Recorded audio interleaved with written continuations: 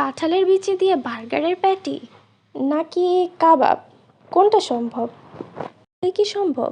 আসো আজকে কাঁঠালের বিচি দিয়েই কাবাব তৈরি করি, সাথে থাকছে ফ্রোজেন টিপসও।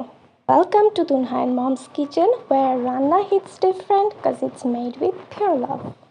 প্রথমেই আমি এখানে 3 কাপের মতন কাঁঠালের বিচি নিয়ে নিয়েছি। তার মধ্যে 3-4টা এলাচ দিয়ে দিলাম, 1 চা চামচ পরিমাণে লবণ, হাফ চা চামচ হলুদ গুঁড়া, হাফ চা চামচ মরিচ গুঁড়া দিয়ে দিলাম, 2টা তেজপাতা একটু ছিঁড়ে দিয়ে দিলাম, 4-5টা শুকনো মরিচ দিয়ে দিলাম, আর দিব 2 টুকরা দারচিনি একটু ভেঙে দিয়ে দিয়েছি।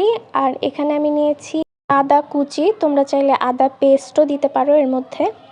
তারপর দিয়ে দিব জিরা গুঁড়া আর হাফ চা চামচ রসুনের পেস্ট। এগুলোকে দিয়ে কিছুক্ষণ আমি এটাকে সিদ্ধ করে নিব। 80% সিদ্ধ হয়ে গেলে এর মধ্যে আমি ছোট ছোট টুকরা করে রাখা চিকেন দিয়ে দিব। এখানে আমি 2টা মুরগির বুকের মাংস ইউজ করেছি, 2 কাপের মতন হবে মাংস। ঢাকনা দিয়ে একটু কিছুক্ষণ এই মাংসটা সহ সব কিছুকে সিদ্ধ করে নিব। যখন সব কিছু সিদ্ধ হয়ে আসবে তখন চুলার জালটা হাই করে দিয়ে আমি সম্পূর্ণ পানিটাকে শুকিয়ে নিব। চুলা বন্ধ করে দিয়ে একটু ঠান্ডা করে নিয়ে আমি এগুলোকে ভালোভাবে ব্লেন্ডারে ব্লেন্ড করে নিব। তোমরা চাইলে গোটা মশলাগুলোকে ফেলে দিয়ে ব্লেন্ড করে নিতে পারো, আমি সেগুলো সহই ব্লেন্ড করে নিয়েছি। ঠিক এরকম একটা স্মুথ পেস্ট করে নিয়েছি। এবার এর মধ্যে দিয়ে দিলাম 1 মুঠো পরিমাণে পেঁয়াজ কুচি।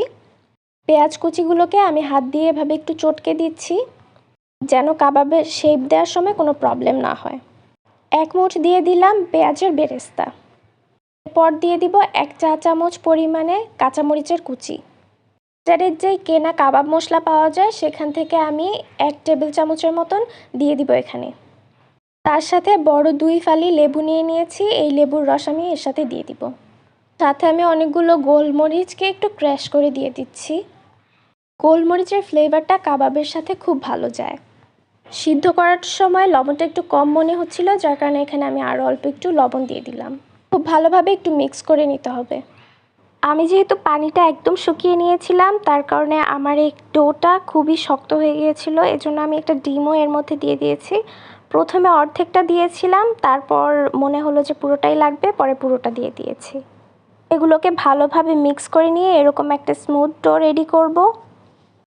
এরপর হাতে ভালোভাবে তেল মেখে এসে সবগুলোকে সুন্দরভাবে গোল গোল শেপ দিয়ে নিব। ঠিক এভাবে কাবাবের শেপ দিয়ে নিতে হবে। আমার এখানে 18টা ছোট সাইজের কাবাব হয়েছে আর আমি বড় 4টা বার্গারের পেটি করে নিয়েছি বার্গারের জন্য। এখন আমি এগুলোকে ওভারনাইট অথবা 12 থেকে 14 ঘন্টা ফ্রিজে রেখে এরকম শক্ত হয়ে গেলে তারপর এগুলোকে এরকম একটা এয়ারটাইট বক্সে ঢুকিয়ে আমি এটাকে সংরক্ষণ করব। এভাবে রেডি করে রেখে দিলে প্রায় 1 থেকে 1.5 মাস পর্যন্ত ইজিলি খাওয়া যাবে। এখানে আমি কয়েকটা কাবাব ভেজে দেখাচ্ছি কাবাবগুলো কতটা পারফেক্ট হয়েছে। এই কাবাবগুলো ভাজার জন্য ডিমে ডিপ করারও কোনো দরকার নেই, আবার অতিরিক্ত তেলেও ভাজার কোনো প্রয়োজন নেই। এগুলোকে আমি শ্যালো ফ্রাই করব। শ্যালো ফ্রাই করলেই এগুলো খেতে বেশি মজাদার হয়।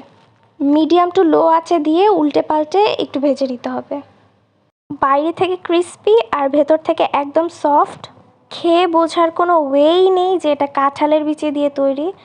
একদম মাংসের কাবাবের মতন টেস্ট, বাসায় বানিয়ে দেখতেই পারো। আজকের মতন বাই বাই।